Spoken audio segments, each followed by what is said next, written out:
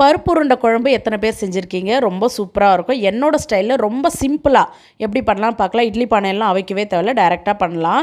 1 மணி நேரம் கடலைப்பருப்பு ஊற வச்சுருக்கேன். அதை மிக்ஸி ஜாருக்கு மாற்றி 1/4 மூடி தேங்காய், 1 ஸ்பூன் சோம்பு, காரத்துக்கு காஞ்ச மிளகாய் போட்டு கொரப்பாக தண்ணி ஊற்றாமல் இந்த மாதிரி அரைச்சிக்கணும். இப்போ இது உருண்டை பிடிச்சி ஓரமாக வச்சிடலாம். இப்போ ஒரு வானல் வச்சு நல்லெண்ணெய் ஊற்றி கடுகு பொரிய விட்டுக்கலாம். கடுகு பொரிஞ்சது கருவேப்பிலை இருந்தால் சேர்த்துக்கோங்க. என்கிட்ட இல்லை. இடித்த பூண்டும் பச்சை மிளகாவும் சேர்த்து வதக்கிக்கிறேன். இது கூட 2 பெரிய வெங்காயம் சேர்த்து அதையும் நல்லா வதக்கிக்கலாம். வெங்காயம் வதங்கினதுக்கப்புறமா 2 தக்காளியை அரைச்சி சேர்த்துக்கிறேன். அதையும் நல்லா வதக்கி தக்காளி இந்த அளவுக்கு வெந்து வந்ததுக்கப்புறமா குழம்பு மிளகாய்த்தூள், உப்பு தேவையான அளவுக்கு சேர்த்து நல்லா கலந்து விட்டுறலாம். இப்போ இது கூட கரைச்சி வச்சுருக்க ஒரு லெமன் சைஸ் புளி தண்ணியை சேர்த்துக்கலாம்.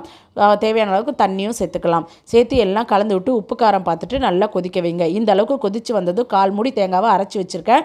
அதை சேர்த்துக்கலாம். சேர்த்துட்டு நம்ம உருட்டி வச்சுருக்க உருண்டையை டைரெக்டாக சேர்த்து ஸ்லோ ஃப்ளேமில் 10 நிமிஷம் வச்சு வேக வச்சு எடுத்துக்கோங்க. கடைசியாக ஒரு உருண்டையை நல்லா உதுத்து போட்டு